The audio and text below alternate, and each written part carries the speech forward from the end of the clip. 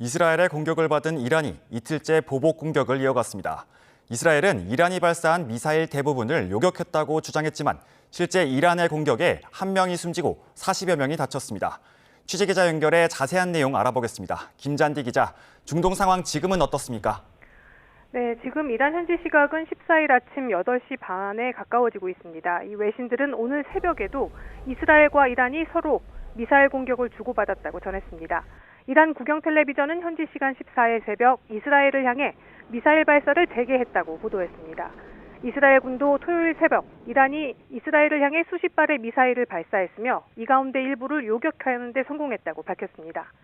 이란 반관영 타스님 통신은 이날 수도 테헤란에서 여러 차례의 폭발음이 들렸다고 전했습니다. 이 파르스 통신은 두 발의 미사일이 테헤란 메흐라바드 공항에 명중했으며 그곳에서 화염이 목격됐다고 전했습니다. 이 공항은 이란 주요 지도부 시설과 가깝고 전투기와 수송기가 배치된 공군 기지가 위치한 곳입니다.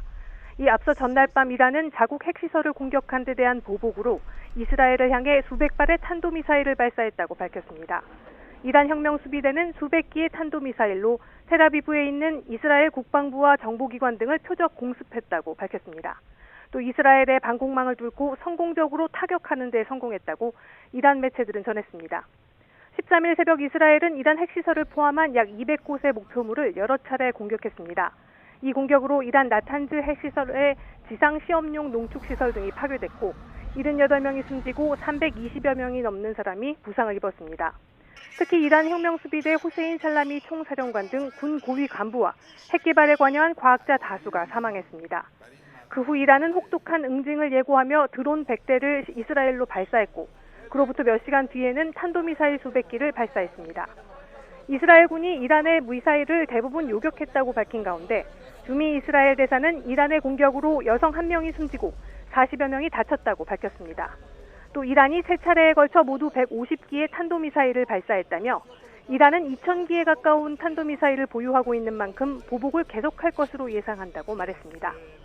외신들에 따르면 미국은 이란이 이스라엘을 향해 반격하자 이스라엘을 향해 발사된 미사일을 요격하는 것을 지원했습니다.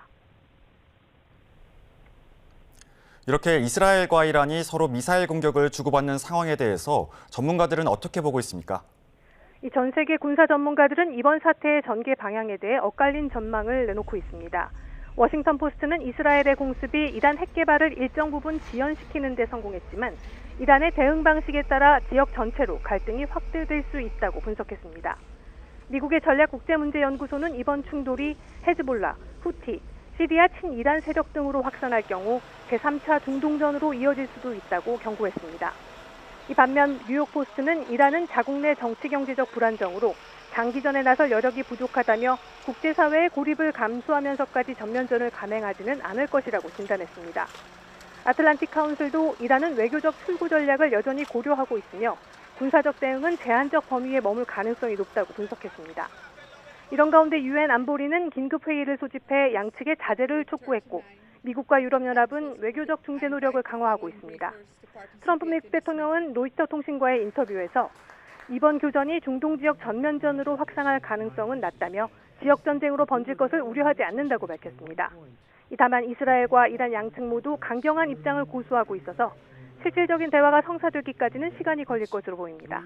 지금까지 국제부에서 YTN 김잔디입니다.